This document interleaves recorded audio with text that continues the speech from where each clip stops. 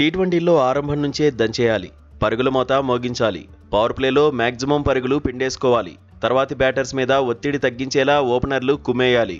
ఓపెనర్లు శుభారంభం అందిస్తే భారీ స్కోర్లు నమోదవుతాయి. తొలి 3 మ్యాచ్ల తర్వాత పరిస్థితి చూస్తే Sunrisers Hyderabad, Chennai Super Kings మాత్రం ఇబ్బంది పడుతున్నాయి. Royal Challengers Bengaluru, Punjab Kings, Rajasthan Royals వంటి జట్లలో ఓపెనర్లు కనీసం ఎవరో ఒకరైనా రాణిస్తున్నారు.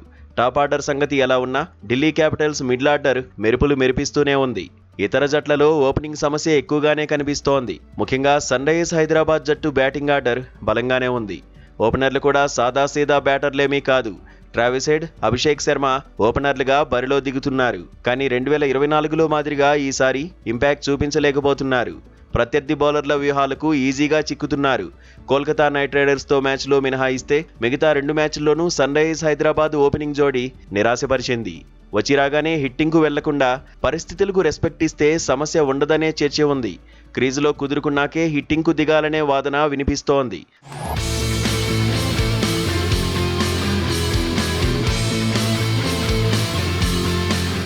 గత 2 మ్యాచ్ల్లో నితీష్ కుమార్ రెడ్డి, క్లాసెన్ మాత్రం అద్భుతంగా ఆడారు.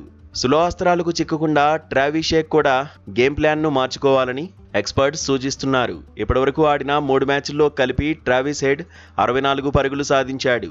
అభిషేక్ శర్మ 55 పరుగులకే పరిమితమయ్యాడు. బౌలర్లపై ఎక్కువ భారం పడకూడదంటే ట్రావిస్ హెడ్ చెలరేగాల్సిందనే చర్చ జరుగుతోంది. తొలి 3 మ్యాచ్ల్లో చెన్నై సూపర్ కింగ్స్ కూడా ఓపెనింగ్ ట్రబుల్స్ తప్పలేదు. టీ20 వరల్డ్ కప్లో ఇరగదీసిన సంజు శాంసన్ బ్యాట్ ఫైర్ అవ్వడం లేదు. 3 ఇన్నింగ్స్ల్లోనూ సింగిల్ డిజిట్కే పరిమితమయ్యాడు. కెప్టెన్ రుతురాజ్ గైక్వాడ్ కూడా నిరాశపరుస్తున్నాడు. ఇలా వచ్చి అలా పెవిలియన్ చేరుతున్నాడు. తొలి 3 మ్యాచ్ల్లో చెన్నై కెప్టెన్ సాధించిన అత్యధిక స్కోర్ 28 పరుగులు. సంజు శాంసన్, రుతురాజ్ గైక్వాడ్ కలిసి జోడీగా అందించిన అత్యధిక పార్ట్నర్షిప్ 14 పరుగులే. ధోని అందుబాటులో లేకపోవడంతో ఇద్దరూ కీలకంగా నిలుస్తారని ఫ్యాన్స్ భావించారు. కానీ ఇద్దరూ డిసప్పాయింట్ చేస్తున్నారు. రాజస్థాన్ రాయల్స్ నుంచి శాంసన్ను తీసుకొచ్చినప్పుడు కెప్టెన్సీ కూడా ఇవ్వాలనే డిమాండ్స్ వినిపించాయి. వరల్డ్ కప్లో రాణించాక ఆ డిమాండ్స్ మరింతగా పెరిగాయి. కానీ ఇప్పుడు కెప్టెన్గా ఉన్న రుతురాజ్తో పాటు ఫ్యూచర్ కెప్టెన్స్ రేస్లో ముందున్న శాంసన్ కూడా జట్టుకు భారం అవుతున్నాడని విమర్శకులు ఫైర్ అవుతున్నారు.